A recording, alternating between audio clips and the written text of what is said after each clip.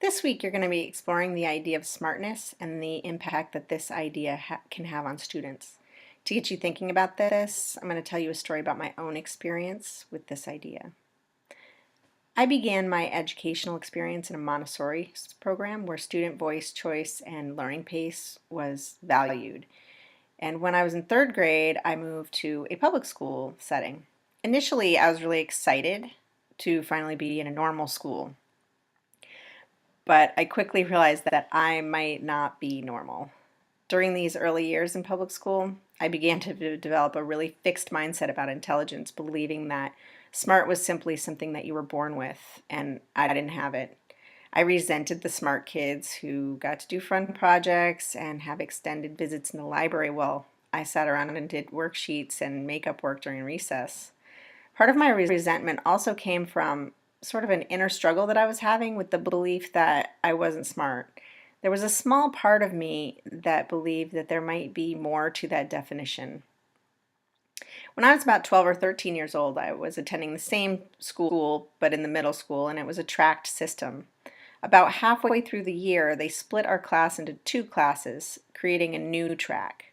In my perception, they had created a smarter track, and to my surprise, I was placed in it. I quickly befriended one of the smart kids that I had hated all through elementary school and got some assistance on my science homework.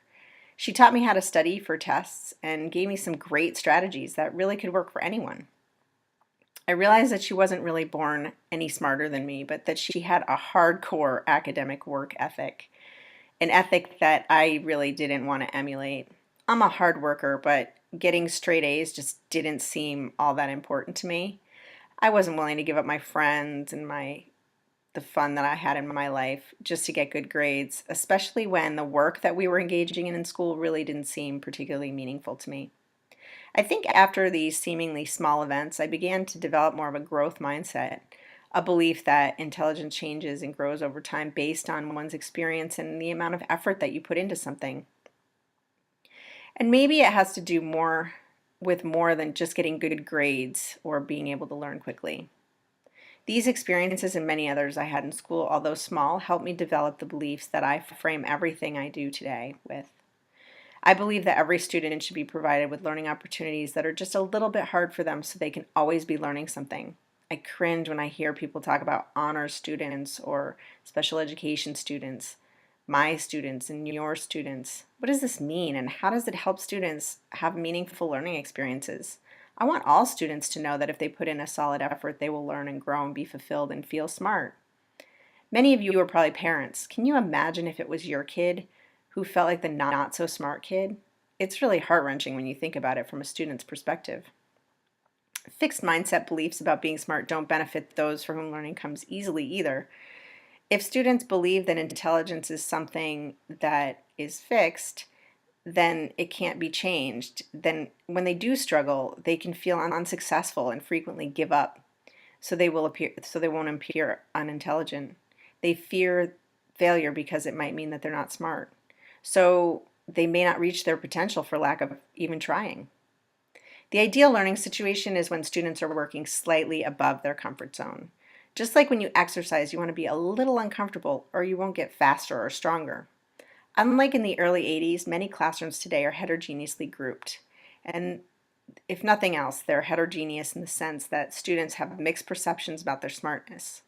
This is a real opportunity for teachers to create situations that allow all students to realize what I realized and learned so much from in the early 80s, that everyone has strengths and weaknesses.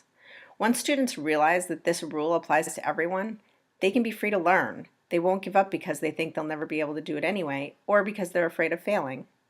Teachers can use flexible grouping to ensure that students are not always relegated to the same group. Students will begin to understand that they can improve when they put in a lot of effort. This does mean that as teachers we need to do some soul searching and figure out how we may need to change our beliefs and how we will communicate a new set of learning expectations to our students. Smartness has to be related to behaviors rather than speed. Smart people ask for help, they persevere when things get hard, they try multiple strategies, they collaborate, and they fail, they make mistakes. We need to develop a newfound commitment to discovering strengths in students who seem to struggle with everything and find places where we can challenge those for whom everything seems to come so easily. Not every student is going to make it, but it isn't for us to decide who will and who won't.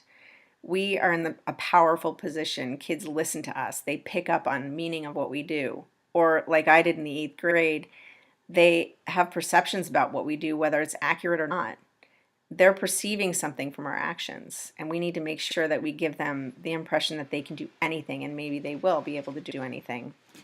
So this week I really want you to think about, what are you going to do to make kids feel smart?